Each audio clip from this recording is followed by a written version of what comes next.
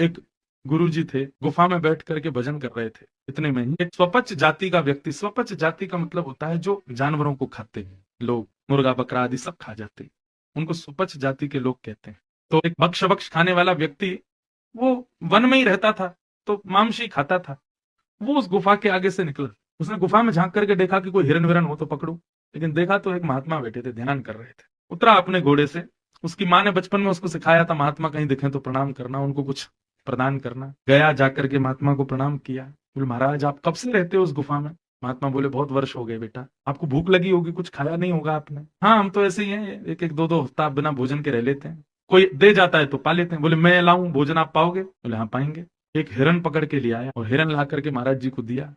लोग महाराज जी बढ़िया, इसको मार के आप पकाओ, आप पाले ना, आपका जो बचेगा प्रसाद वो मैं पालूंगा। उसको क्या पता कि ये ऐसे मांस तो नहीं खाते, लेकिन उसकी सरलता सहजता पर महाराज क्रोधित नहीं हुए। उन्होंने कहा अरे इतना साधारण हिरण का मैं शिकार नहीं करता, आहार नहीं करता। बोले ये साधारण है महाराज, 12 सिंगा हिरण लेके आया हूं मैं। बोले कि ये साधारण ही है। बोले इससे बढ़िया हिरण है ही नहीं हमारे जंगल में।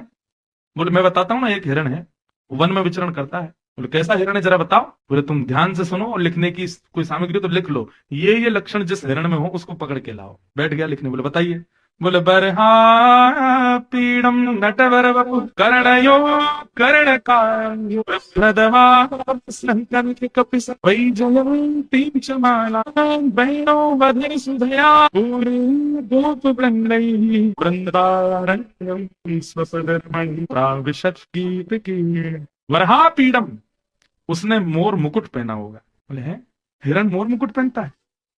बोले इसीलिए तो हमारा हिरण जो है वो अलग है, वो मोर मुकुट पहनता होगा।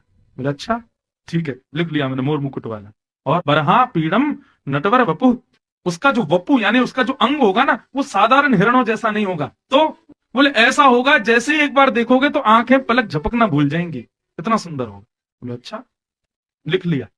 तीसरा कर्णयो कर्ण कारम, कानों में कुंडल पहने होंगे। बोले अरे बड़ा श्रृंगारी हिरण है तो है, कानों में कुंडल पहन के घूम रहा होगा। बोले और बताइए? बोले विभ्रतवास कनक कपिसम, पीली पीताम्बरी पहनी होगी उसने। अरे पीताम्बर पहन के घूमता है हिरण? बोले हाँ। बोले महाराज मुझे भी कम से कम इस जंगल में 30-35 वर्ष हो गए, मैंने तो आज तक ऐसा देखा नहीं। बोले इसीलिए तो मैं भूखा उसी हिरण को पाने के लिए बैठा हूं।